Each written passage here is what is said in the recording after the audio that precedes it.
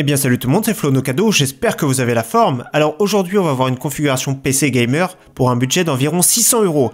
Donc avec le tout nouveau Core i3 8100. Donc cette configuration 644 € finie, donc ce sera un petit peu moins cher parce que la carte mère est un petit peu plus chère. Si vous l'achetez dans quelques semaines, il sera sûrement moins cher cette configuration là, et en plus la RAM est très chère. Donc il faut compter entre 600 et 650 €. Donc on fait le tour de la configuration avec le fameux Core i3 8100.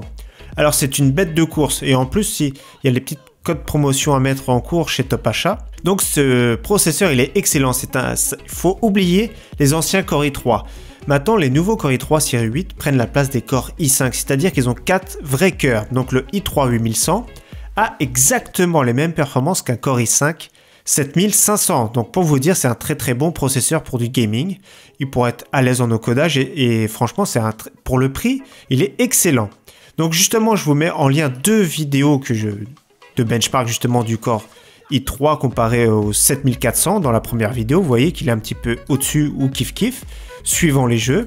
Donc c'est plus ou moins kiff. Et une autre vidéo où justement il est équivalent au Core i5 7500. Donc au niveau des benchmarks gaming, c'est exactement au FPS près la même chose. Donc ces deux vidéos là, je mets le lien en description, comme la configuration également.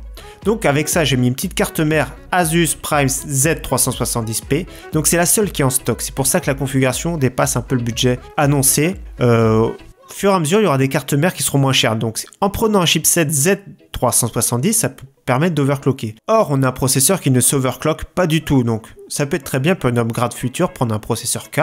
Donc ces cas-là, on reste sur un chipset Z370 où on entend les futurs chipsets moins chers, donc B370 sûrement. Ensuite, 8 Go de RAM qui est très cher en ce moment. C'est vrai qu'on constate que de plus en plus, là encore chez Top Achat, c'est plus ou moins accessible. Chez Amazon aussi, c'est accessible, mais genre chez LDLC, tout ça, ça dépasse les 100 €. Donc c'est un petit peu les boules là. Donc DDR4 2400. C'est dans le moyenne gamme, on va dire. Donc voilà, ça fera le travail. 8 Go pour commencer pour cette configuration-là. C'est vraiment pas mal.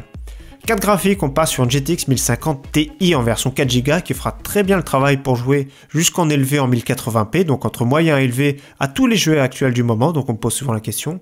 Donc là, sans problème, moyen sur, élevé pour les moins gourmands. Voire ultra pour ceux qui sont pas du tout gourmands, style Overwatch, CSGO, League of Legends, tous ces jeux-là sans problème. Donc KFA2 la marque, ça chauffe pas du tout, ça consomme pas beaucoup, donc franchement, ça fait largement le travail, hein, ce genre de carte mère. Ce genre de carte graphique, pardon. Donc on reste sur 1 Tera de disque dur système 1 Tera de chez Seagate, donc 7200 tours par minute, une des références, voire la référence du moment, donc moins de 50 €, c'est les prix, ça oscille entre 45 et 50 €. Le boîtier, donc je reste sur quand même un truc de marque, un truc qui est vraiment convenable. Bitfinex Nova, on le retrouve un petit peu partout, voilà, on est sûr d'avoir un bon boîtier bien fini, assez classe. Après il y a la version noire, mais ici n'est pas en stock. On peut rajouter un lecteur graveur DVD en façade ou même Blu-ray pour ceux qui veulent. 35 €, c'est les prix. Donc en alimentation, j'ai pris du 80 plus bons 450 watts de marque EVGA, ça fera très bien le travail. C'est vraiment pas mal du tout, ça reste correct, c'est de l'entrée de gamme. Après, ceux qui veulent mettre plus cher, n'hésitez pas à mettre plus cher, mais n'achetez surtout pas du no-name. Donc cette configuration-là, 644 €, et comme je vous ai dit que c'est exactement les mêmes performances qu'un Core i5 7500, donc j'ai fait exactement la même configuration, donc 644 €, avec le Core i5, 644 €, exactement la même configuration, sauf qu'on a une carte mère qui est beaucoup moins chère, le processeur est plus cher.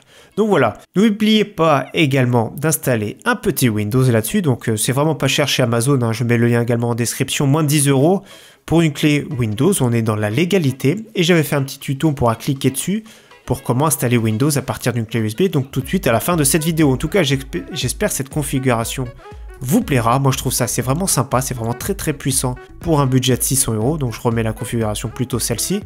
Voilà, à très bientôt. En tout cas je pense que demain je ferai la configuration à 800 € avec un Core i5 8400. En tout cas à très bientôt sur ma chaîne, merci à tous, ciao bye.